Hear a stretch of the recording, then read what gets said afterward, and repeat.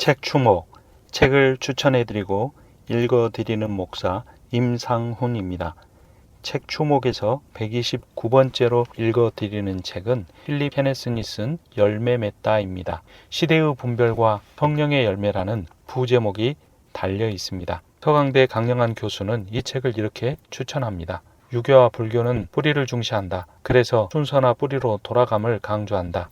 기독교 신앙은 열매를 중시한다. 가르침과 행위는 삶에서 드러난 열매를 통해 그것의 참됨을 증거한다. 이와 같이 좋은 나무마다 아름다운 열매를 맺고 못된 나무가 나쁜 열매를 맺나니 좋은 나무가 나쁜 열매를 맺을 수 없고 못된 나무가 아름다운 열매를 맺을 수 없느니라.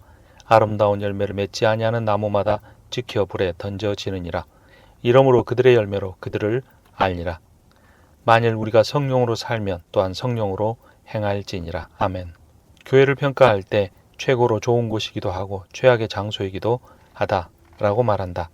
미국은 그리스도인들이 누릴 수 있는 온갖 장점을 가지고 있다. 가장 좋은 점은 종교적 자유이다.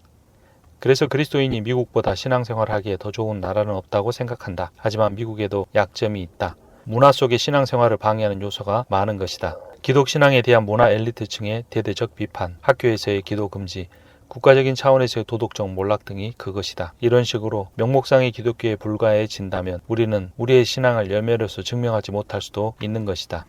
우리는 단순히 정치적 영향력이나 공공정책에 대한 영향력의 크기가 아니라 일상생활에서 우리 시대의 지배문화에 얼마나 영향을 미치고 있는지에 따라 우리의 열매가 평가받을 것이다.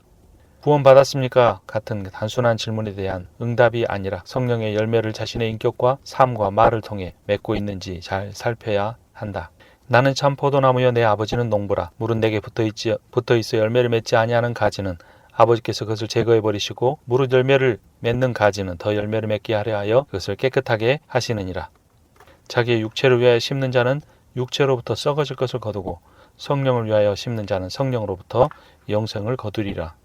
첫 번째 열매는 사랑이다. 사랑이란 첫 번째 열매일 뿐만 아니라 나머지 8가지 열매를 대표하는 열매이다. 하나님이 세상을 이처럼 사랑하사라는 요한복음 3장 16절을 우리가 다 안다. 또한 요한일서 4장 8절 말씀처럼 하나님은 사랑이시다. 그러므로 하나님이라는 나무에 붙어있는 가지들은 하나님의 성품을 닮아 사랑의 열매를 맺는다. 사랑이 그리스도인의 삶에서 가장 으뜸가는 속성인 이유이다.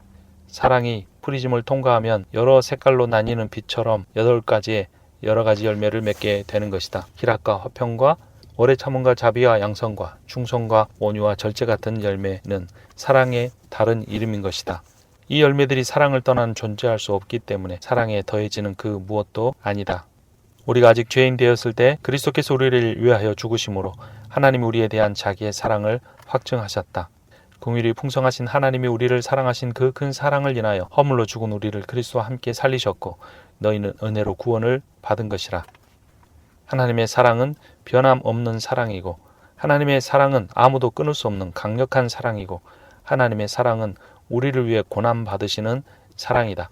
이사야서 53장의 종의 노래에 보면 하나님의 아들 독생자 예수 그리스도께서 우리의 구원을 이루기 위하여 얼마나 많은 고난을 받으셨는지 잘 드러내준다. 하나님은 우리의 고난 속으로 들어오심으로써 우리의 하나님이 되기로 작정하신 분이시다. 또한 하나님의 사랑은 한계가 없는 사랑이다. 시간과 공간을 초월하여 한계가 없을 뿐만 아니라 인간이 구축한 모든 경계, 신분, 성별, 재산의 차이, 교육의 유무, 어떠한 것도 하나님의 사랑을 경계에 지을 수 없다. 하나님의 사랑을 받고 사는 사람은 다른 사람을 사랑한다.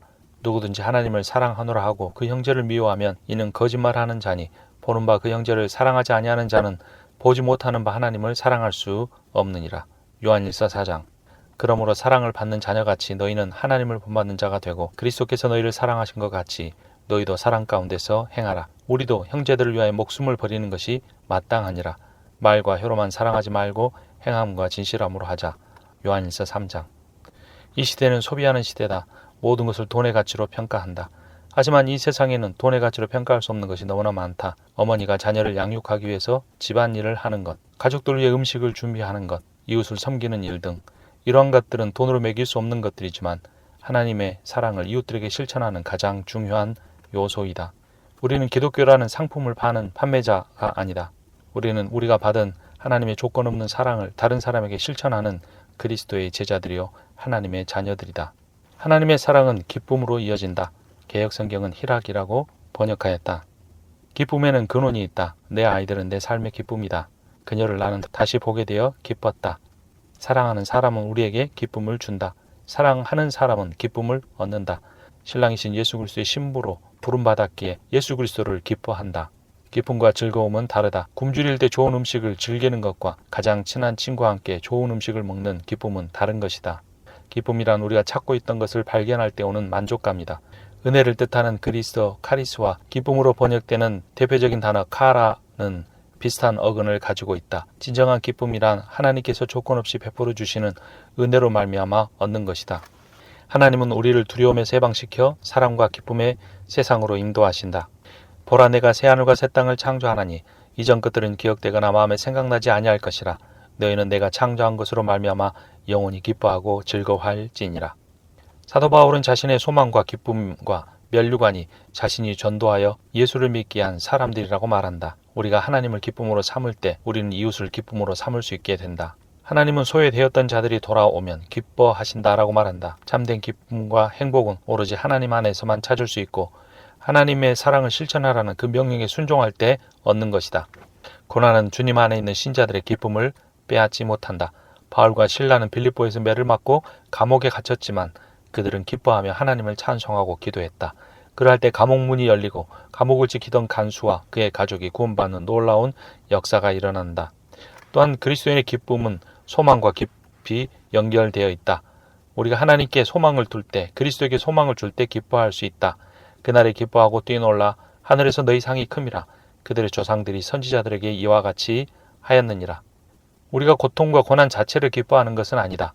우리가 고통과 고난 가운데 있다고 할지라도 그리스도에게 소망이 될 때 기뻐할 수 있다는 의미이다.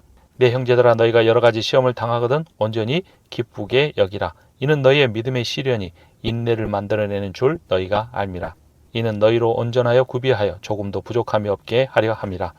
우리는 고난 가운데도 그리스도에게 소망을 둘 때 그 고난을 통해 우리가 그리스도께로 더 가까이 나아가고 그리스도의 성품을 받을 수 있기 때문에 기뻐할 수 있다. 사람들은 조금만 더 가지면, 사람들은 더 조금만 모으면 행복해질 것이라고 말한다. 그러나 그리스도인의 기쁨은 조건과 상황과 상관없다. 현재 상황이 어떠하든지 자족하면 감사할 수 있고 더 나아가 기뻐할 수도 있다. 우리는 너무 다르게 될까봐 두려워하는 마음을 갖고 있다. 남들이 소비하는 것을 나도 가져야 한다고, 그래야 행복해질 수 있다고 오해한다. 다른 사람과 비슷하게 보이려고 입고 말하고 소비하는데 상당한 노력을 기울이는 것이다. 그러나 그리스도 안에서 우리는 서로 다를지라도 모두 다 귀하다. 그러므로 그리스도 안에서 우리는 참된 기쁨을, 변함없는 기쁨을 누릴 수 있다. 다윗은 언약궤를 예루살렘으로 가지고 올라올 때 힘을 다하여 춤을 추었다. 그는 하나님으로 인하여, 주님의 임재로 인하여 기뻐하였다. 우리의 예배가 이런 기쁨이 회복되는 예배가 되어야 한다. 웨스트민스터 소요리 문답 제1문은 이렇게 말한다. 우리의 주된 목적은 하나님을 영화롭게 하고 그분을 영원히 즐거워하는 것이다. 우리의 예배는 이러한 복음의 기쁨이 가득해 있는가? 하바국은 이렇게 노래했다. 비록 무화과 나무가 무성하지 못하며 포도나무에 열매가 없으며 감람나무에 소출이 없을지라도 나는 여호와로 말미암아 즐거워하며 나는 구원의 하나님으로 말미암아 기뻐하리로다. 이스라엘은 하나님의 심판을 받을 위기 가운데 있었다. 모든 것을 빼앗길 상황이다. 그럼에도 불구하고 하바국은 하나님이 이전보다 더 회복시킬 것을 믿었기 때문에 여호와로 말미암아 기뻐할 수 있었다. 지금 당신의 앞에 자신의 힘으로 해결할 수 없는 너무나 큰 고난이 있다고 할지라도 그 너머에서 일하신 하나님을 기대하고 소망하라. 그래야 하면 기뻐할 수 있을 것이다. 세 번째 열매는 화평이다. 이 세상은 파편화되어 있다. 이러한 세상에서 우리는 화평을 전하는 피스메이커가 돼야 한다. 화평은 헬라어로 에이레네, 히브리어로 샬롬이다. 샬롬이란 단지 어떤 문제가 없는, 그래서 안전한 상태만을 의미하지 않는다. 샬롬이란 사랑의 하나님께서 통치하심으로 말미암아 그 하나님이 주시는 통치 가운데서 누리는 진정한 기쁨이다. 우리가 진정한 화평을 얻기 위해서는 우리의 옛사람을 십자가에 못 박아야 한다. 죄스러운 욕망과 생활 방식을 죽여야 한다. 자기식으로 하고 싶은 욕망을 죽이는 일을 할 때 우리에게 세상이 줄 수 없는 평화가 우리 안에 가득하게 된다. 왜냐하면 그리할 때 이제는 내가 사는 것이 아니오 오직 내 안에 그리스도께서 사시기 때문이다. 갈라디아서 2장. 육신을 따르는 자는 육신의 일을, 영을 따르는 자는 영의 일을 생각하나니 육신의 생각은 사망이요 영의 생각은 생명과 평안이니라. 평안은 성령으로 말미암아 그리스도 안에서 누릴 수 있다. 그리스도를 믿는다는 것은 진리이신 그리스도로 말미암아 자유를 얻는 것이다. 그러나 그 자유를 교회 내에 분열과 혼란을 삼는 기회로 이용하지 않고 또 형제나 자매를 넘어지게 해서는 안 되는 것이다. 차라리 불의를 당하는 것이 낫지 아니하며 차라리 속는 것이 낫지 아니하냐라는 바울의 질문에 우리는 잘 대답해야 한다. 각 지체가 다른 지체들과 유기적으로 연결되어 그 몸을 양육하고 지탱하고 있다. 이런 몸에서 샬롬, 즉 온전함과 구원이 드러나는 법이다. 네 번째 단어는 오래 참음이다. 생산성이 기준이 되는 세상에서 우리는 오래 참는 인내의 열매를 맺어야 한다. 우리가 오래 참을 수 있는 비결은 하나님의 신실함을 믿을 때이다.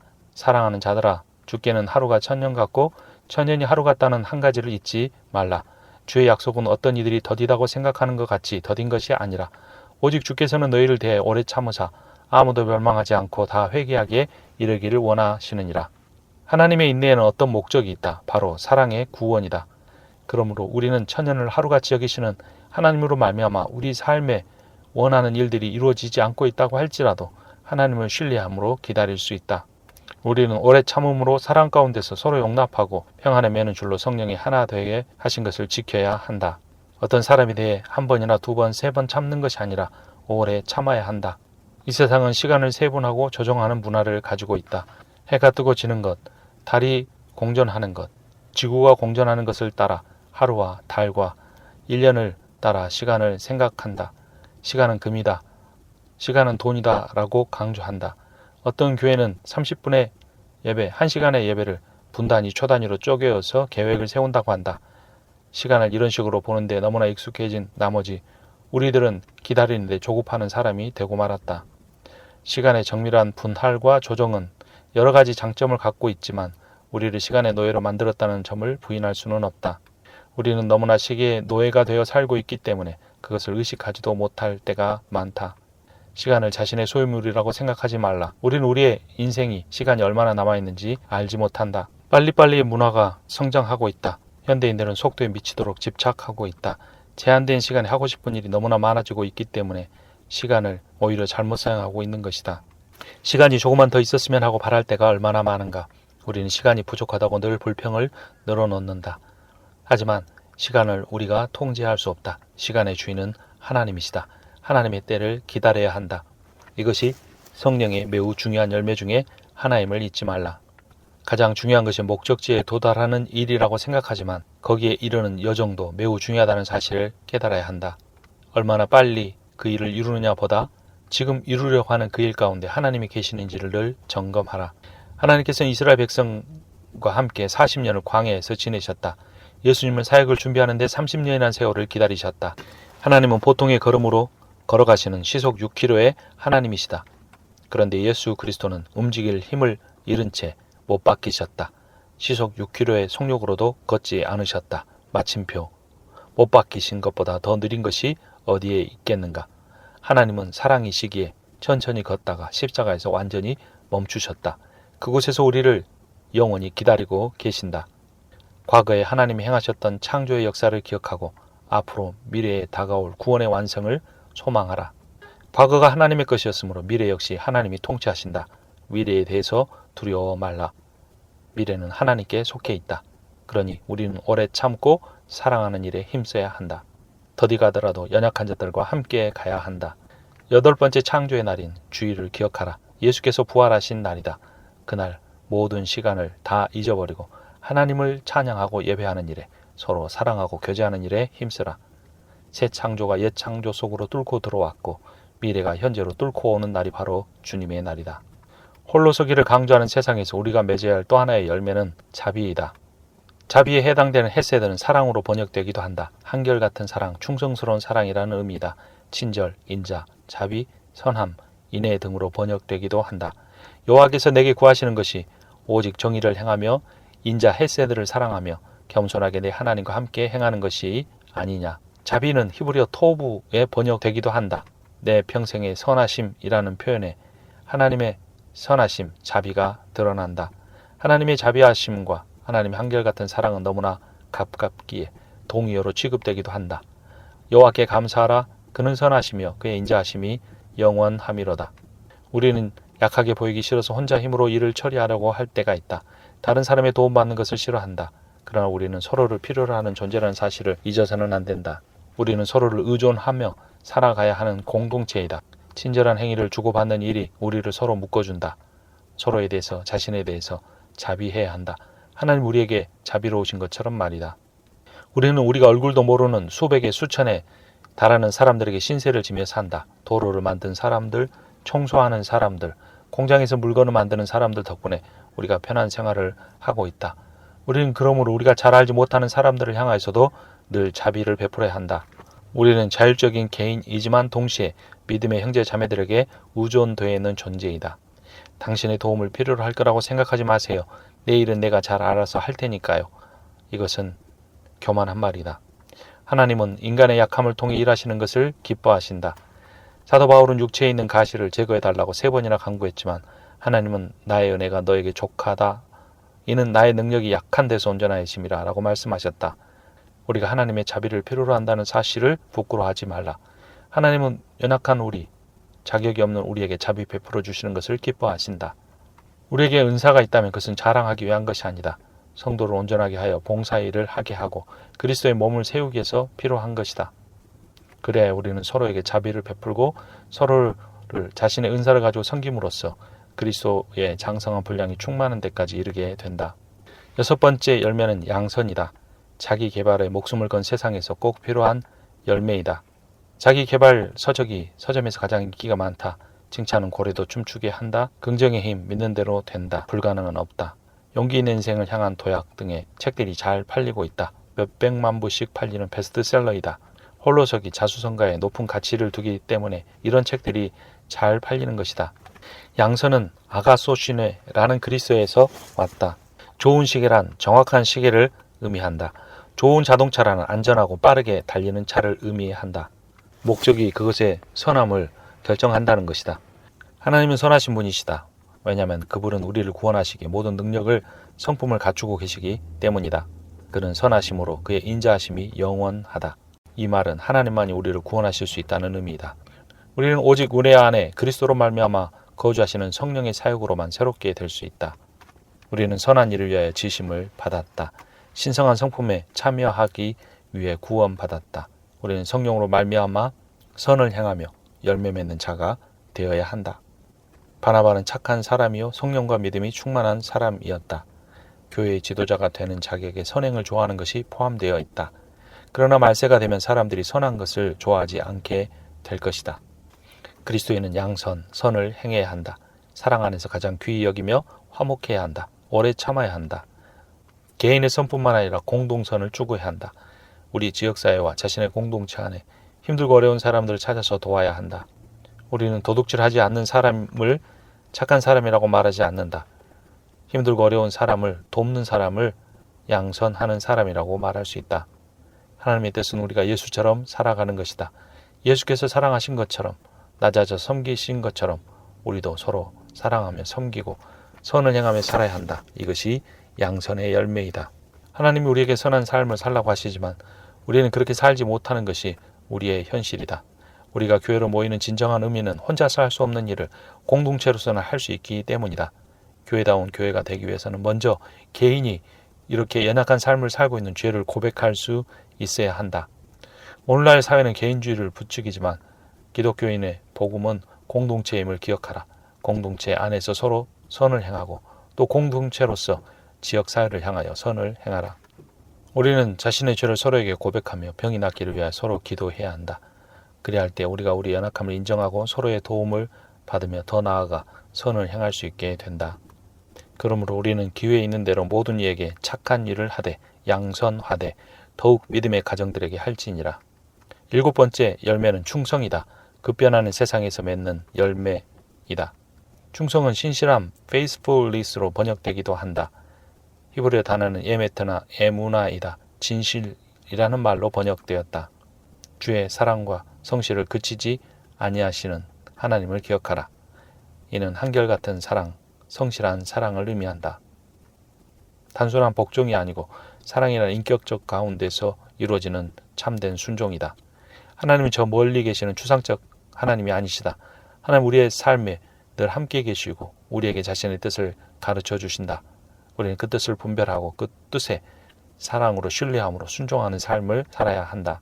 우리는 오직 신실하신 하나님께만 순종할 수 있다. 이 시대는 가치가 떨어지면 처분 가능한 문화를 가지고 있다. 교회 안에도 이러한 생각들이 잘못 들어와 있다. 이것은 돈의 가치, 기능적인 관점에서 생각하는 것뿐이다. 그러나 사람은 그렇지 않다. 사람은 그 자체로 귀하다.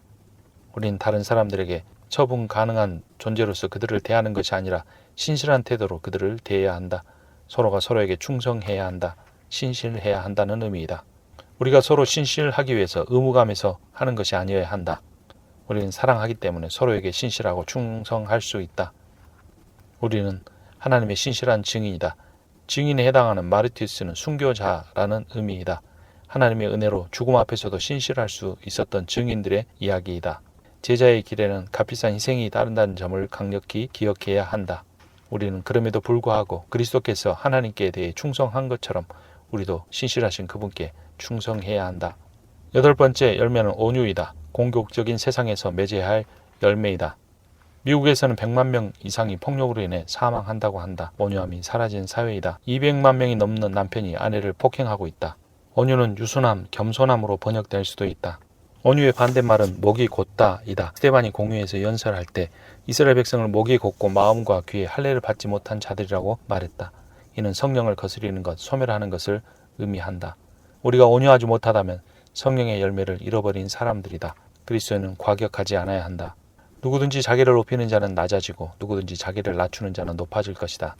하나님 앞에 기도하며 나아갈 때에 연약한 세리를 보며 자신을 자랑하며 기도했던 바리새인은 의롭다함을 받지 못했지만 자신의 죄인됨을 고백하고 가슴을 치며 울며 회개했던 세리는 의롭다함을 받았다. 무릇 자기를 높이는 자는 낮아지고 자기를 낮추는 자는 높아지리라. 하나님은 온유하고 유순하고 겸손하신 분인가? 구약 성경에서는 그런 표현이 잘 나오지 않는다. 왜냐하면 보통 온유하다라고 할 때 연약함을 연상하기 때문이다. 하나님은 그러나 신약 성경에서 예수 그리스도를 통해 자신의 성품인 온유를 드러내셨다. 그리스도의 삶은 힘이나 권력이나 강절에게 행사가 아니라 자기생적인 사랑, 즉 온유함으로 복음을 이루셨다. 예수 그리스도는 요한에게 세례를 받으러 겸손히 나아가셨다. 그분은 사회의 약자와 버림받은 자, 어린이 문둥병자, 창녀, 세리와 많은 시간을 보내셨다. 그분은 집 없는 순회의 전도자이셨고 치료자이셨다. 예수님은 자신의 십자가에 못 박을 수도 있는 종교 권력자들 앞에서 그냥 침묵하셨다. 온유함으로 자신의 죽음을 기다리셨다. 마치 양이 털 깎는 자 앞에서 머리를 숙인 것처럼 말이다. 우리도 그 그리스도처럼 오직 겸손한 마음으로 각각 자기보다 남을 낮게 여기고 자기를 돌볼 뿐더러 각각 다른 사람들의 일을 돌보아야 한다. 그리할 때 하나님이 기뻐하신다. 이것이 그리스도 예수의 마음이다. 그분은 하나님과 번제시나 하나님과 동등됨을 취할 것으로 여기지 아니하시고 자기를 비워 종의 형체를 가지셨다. 예수 그리스도께서 자신을 낮추시고 죽기까지 복종하셨으니 곧 십자가에 죽으심이라. 예수 그리스도는 그분이 스스로 말씀하신 것처럼 마음이 온유하고 겸손한 분이신 것이다. 현대 사회를 자기 피할 시대라 말한다. 자기의 재능을 지켜 세우고 머리를 디밀고 봐야 한다는 충고를 받는다. 당신을 대신해 줄 사람은 누구도 없으니 스스로 자신을 주장해야 한다는 것이다. 이러한 공격적인 문화가 젊은 남성들에게 영향을 미치고 있다. 그러나 그리스도인 남성이라면 예수 그리스도의 온유함을 본받아야 한다. 기도는 온유의 씨앗이고 분노가 없는 상태이다. 기도하는 사람만이 온유할 수 있다. 새벽마다 예수 그리스도께서는 하나님께 기도하고 하나님의 뜻을 분별함으로써 온유한 삶을 이어가실 수가 있었다. 우리의 기도가 원수를 사랑스러운 사람으로 바꾸지는 못할지 모르지만 우리의 마음 수속을 온유함으로 가득 채울 수는 있다. 우리는 겸허한 마음으로 기도하면서 하나님의 존전에 나아가야 한다. 우리의 부족함과 무가치함을 절감하면서 겸손하게 나아가야 한다. 어린아이가 아빠에게 온전히 의존하는 겸손함, 그것을 우리는 기도를 통하여 삶을 통하여 본받고 실천해야 한다. 예수께서는 간음하다 붙잡힌 여인에게 분노하지 않으시고 조용히 몸을 굽힌 채 땅에 글을 쓰셨다. 그리고 너희 중에서 죄 없는 자가 먼저 돌로 치라고 말씀하셨다. 모두 돌을 내려놓고 떠나갔을 때 그 여인에게 가서 말씀하셨다. 나도 너를 정죄하지 아니하노니 가서 다시는 범죄하지 말라. 예수 그리스도는 늘 이렇게 겸손하게 모든 죄인들을 대하셨다. 하나님 나라에서는 그동안 세상에서 보잘것없다고 생각되던 자들이 높임을 받을 것이다. 자수성가했다고 자랑하던 사람들은 그 주의를 박탈당하는 일들도 벌어질 것이다. 우리는 하나님 나라를 위해 잔치를 베풀었다면 차라리 가난한 자들과 몸 불편한 자들과 저는 자들과 맹인들을 청해야 한다. 그리하면 그들이 갚을 것이 없으므로 너에게 복이 될 것이다. 예수 부활 시에 우리가 그 상을 받게 될 것이다. 예수님은 광야에서 악을 행하도록 시험을 받은 게 아니라 편리한 길을 택하도록 시험을 받았다. 그러나 예수님은 다 그 편안한 길을 거부하고 십자가의 길을 가셨다. 그 이유는 단 하나, 하나님의 뜻이었기 때문이다. 진정한 겸손이란, 온유함이란 하나님의 뜻을 분별하고 그 뜻에 순종하며 사는 것이다. 당신을 실망시키고 짜증나게 하거나 공격하는 사람이 있는가? 그를 위해 기도하라. 무척 어려운 일이다. 9번째 열매는 절제이다. 중독이 만연된 세상에서 맺어야 할 열매이다. 절제되지 않는 정열과 욕망이 우리를 파괴한다. 덕스러운 삶을 살려면 우리의 욕망을 절제해야 한다. 엔크라타이아는 극기, 금욕, 중용, 절제라는 의미이다.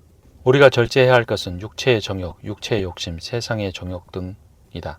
우리가 알거니와 우리 옛사람이 예수와 함께 십자가에 못 박힌 것은 죄의 몸이 죽어 다시는 우리가 죄에게 종 노릇하지 아니하려 함이라.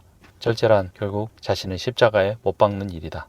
내 자아가 살아서 스스로 참는 것이 아니라 참을 수 없는 존재인 자기 자아를 십자가에 못 박는 것이다. 성령에 사로잡히는 것이다.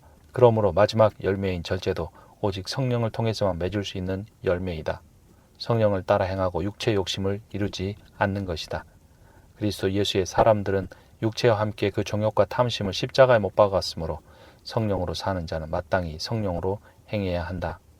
절제를 방해하는 것은 초콜릿이나 로맨스 소설, 게임 같은 것만이 아니다. 그 저변에는 불안감이 도사리고 있는 것 자체이다. 알코올, 마약뿐만 아니라 과식, 섹스, 일, 빚, 마리화나, 코카인, 니코틴, 도박, 심지어는 감정에 이르기까지 얼마나 우리를 절제하지 못하게 하는지 모른다. 미국 시민의 4분의 3이 초과 중량이고 3분의 1 이상이 의학상 비만 상태이고 매년 300억 달러 이상을 체중을 줄이는 데 사용하고 있다.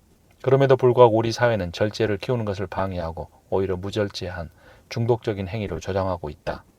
먼저는 자신의 힘으로 자신을 위해 자신을 통제할 수 없음을 깨닫고 인정해야 한다. 자신의 연약함을 인정하는 것이 절제를 실천하는 삶이고 중독에서 빠져나오는 첫걸음이다. 우리로서는 할 수 없다. 자신을 지켜봐줄 공동체가 필요하고 성령을 통하여서 그 공동체와 함께 절제의 삶을 이루어 가야 한다. 그러기 위해서는 자신의 연약함을 인정할 수 있어야 한다. 혼자서 이겨내는 것이 아니라 함께 고쳐가야 한다. 자기 자신의 탐닉, 중독에서 도망치는 것이 아니라 중독에 대해서 갖고 있었던 그 열정을 하나님을 사랑하고 이웃을 사랑하는 방향으로 전환시키는 것이 절제의 열매의 진정한 의미이다. 좋은 예배는 우리로 하여금 건전한 즐거움의 신학을 개발하도록 돕는다. 참된 예배에 열정이 있을 때 우리는 중독으로부터 해방될 수 있다. 우리가 하나님을 진정으로 예배할 때 우리의 인격이 그리스도 안에 거하고 성령에 충만하게 될 때 우리는 중독을 일으키는 것들 외에 우리에게 참된 기쁨을 줄 수 있는 것이 참 많다는 것을 깨닫게 된다. 붉은 노을, 어린아이의 웃음소리, 가꾸운 빵 냄새, 때이른 옥수수의 달콤함, 소중한 친구의 따스한 포옹, 이러한 기쁨이 하나님의 귀한 선물이다. 우리가 하나님을 예배할 때 우리는 하나님 우리 주변에 주신 수많은 선물들을 발견할 수 있게 된다. 우리 스스로는 원하는 바 선은 행하지 아니하고 도리어 원하지 아니하는 악을 행할 수밖에 없는 존재이다. 새로운 습관이 자리 잡게 해야만 한다. 때로는 금식을 적당하게 활용할 수도 있다. 우리가 텔레비전 시청을 줄이거나 그만두기로 한다는 것은 자기의 절제력을 자랑하기 위해서가 아니다. 우리가 텔레비전을 시청하는 그 시간에 남을 섬길 수 있게 되고 텔레비전을 시청하는 그 시간에 하나님을 예배하는 사람이 되는 것이 진정한 절제의 의미이다. 우리가 수많은 중독과 극복하려고 씨름하는 동안에 자기 자신이 그 싸움에서 패배하는 좌절감을 수없이 경험하게 될 것이다. 그러나 결코 포기하지 말라. 이 일을 이루시는 분은 오직 하나님이시요 하나님의 영이시다. 하나님의 영은 당신을 사랑하신다. 당신 안에서 말할 수 없는 탄식으로 당신을 위해 기도하고 계심을 잊어버리지 말라. 죄책감을 갖기보다 연약함을 인정하고 주님의 영을 간절히 구하라. 아멘.